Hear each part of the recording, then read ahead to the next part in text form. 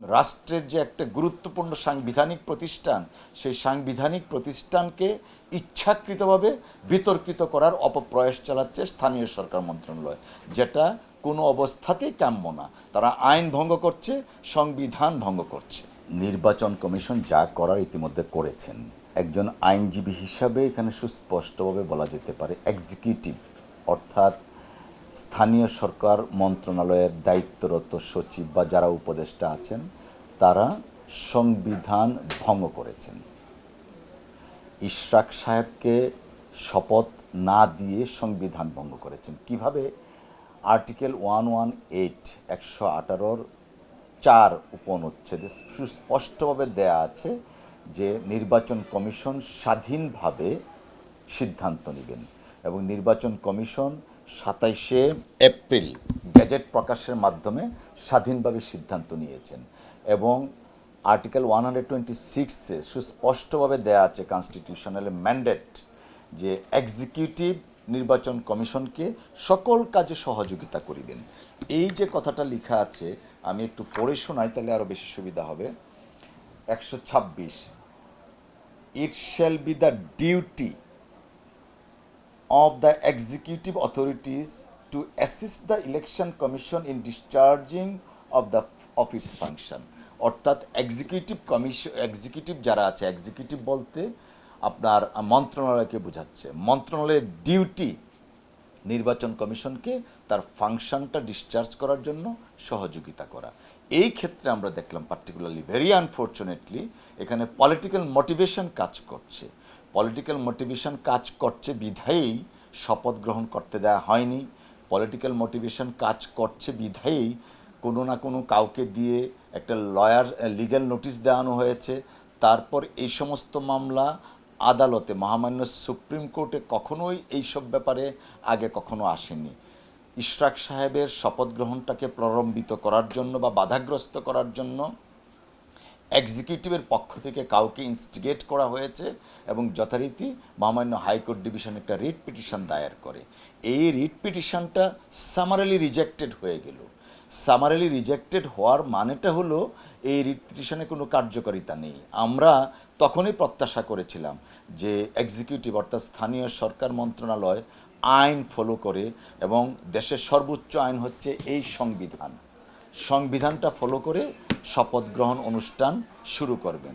কিন্তু আমরা তারপরে দেখলাম অ্যাপিলেট ডিভিশনে গেল। অ্যাপিলেট ডিভিশন থেকে মহামান্য সুপ্রিম কোর্ট সর্বোচ্চ আদালত বলে দিলেন নির্বাচন কমিশনের বিষয় স্বাধীনভাবে সেটা সিদ্ধান্ত নেবেন। তো নির্বাচন কমিশন তো 27শে এপ্রিল সিদ্ধান্ত নিয়েছেন by pronouncing a gazette notification. তারপরে নতুন করে নির্বাচন কমিশনের সিদ্ধান্ত নেওয়ার কিছু নেই। উপরন্ত নির্বাচন কমিশনকে তাদের অথরিটিকে খর্ব করার জন্য বা চ্যালেঞ্জ করার জন্য এই স্থানীয় সরকার মন্ত্রণালয় কাজ করছে। এটা পুরোপুরিভাবে সংবিধানকে ভায়োলেট করছে এবং রাষ্ট্রের যে একটা গুরুত্বপূর্ণ সাংবিধানিক প্রতিষ্ঠান, সেই সাংবিধানিক প্রতিষ্ঠানকে ইচ্ছাকৃতভাবে বিতর্কিত করার অপপ্রয়াস চালাচ্ছে স্থানীয় সরকার মন্ত্রণালয়, যেটা কোনো অবস্থাতেই কাম্য না। তারা আইন ভঙ্গ করছে, সংবিধান ভঙ্গ করছে।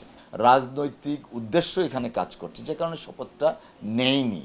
তার মানে না, নেওয়া যাবে না। স্থানীয় সরকার মন্ত্রণালয় যদি আইন ফলো করে, সংবিধান ফলো করে, অনতিবিলম্বে ইশরাক সাহেবের শপথ গ্রহণ অনুষ্ঠান সম্পন্ন করা উচিত। এই বিষয়টাই হচ্ছে হীন রাজনৈতিক উদ্দেশ্য চরিতার্থ করা হচ্ছে। হীন আলটেরিয়ার মোটিভ কাজ করছে। ওখানের যারা মন্ত্রণালয়ে যারা সচিব আছেন অথবা যার দায়িত্বে উপদেষ্টা আছেন, তার বা তাদের সংকীর্ণতা এবং তাদের কোনো একটা হিডেন এজেন্ডা আছে এখানে। এই হিডেন এজেন্ডা, আলটেরিয়ার মোটিভ এবং রাজনৈতিক হীন উদ্দেশ্য, যে কারণে ইশরাক সাহেবের শপথ গ্রহণ অনুষ্ঠানটা বাধাগ্রস্ত করছে। এবং আমি এটা বলবো যে শেখ হাসিনার ফেসিস্ট রেজিম যেমন রাষ্ট্রযন্ত্রকে ব্যবহার করে দেশের মানুষের অধিকার খর্ব করেছে, ঠিক তেমনিভাবে আনফর্চুনেটলি সংশ্লিষ্ট মন্ত্রণালয় তার ক্ষমতার দম্ভে এবং রাষ্ট্রযন্ত্রকে ব্যবহার করে শপথ গ্রহণ অনুষ্ঠানটা প্রলম্বিত করছে। নির্বাচন কমিশন সুস্পষ্টভাবে গেজেট নোটিফিকেশনের মাধ্যমে প্রকাশ করে দিয়েছেন, তাদের ভিউটা জানিয়ে দিয়েছেন একটা স্বাধীন সাংবিধানিক প্রতিষ্ঠান হিসাবে। এখন দেখুন, মহামান্য আদালত যখন রায় দেন, সেই রায়টা কার্যকর কিন্তু আদালত গিয়ে করেন না, অন্যান্য শাখাগুলা করেন। কেন করেন? সংবিধান বলে দিয়েছে করতে বাধ্য। ঠিক নির্বাচন কমিশনের যে গেজেট নোটিফিকেশন, নির্বাচন কমিশন প্রনাউন্সমেন্ট করেছে, স্থানীয় সরকার মন্ত্রণালয় বাধ্য ছিল, তারা নির্বাচন কমিশনকে অবজ্ঞা করেছে, সংবিধানের যে ধারা আছে সেইটাকে ভঙ্গ করেছে। এই জন্য তাদের শাস্তি হওয়া উচিত আইনগতভাবে। আইনগতভাবে অনেক কিছু নিতে পারে নির্বাচন কমিশন, তাদের বিরুদ্ধে পিউনিটিভ অ্যাকশন নিতে পারে এবং নেওয়া উচিত।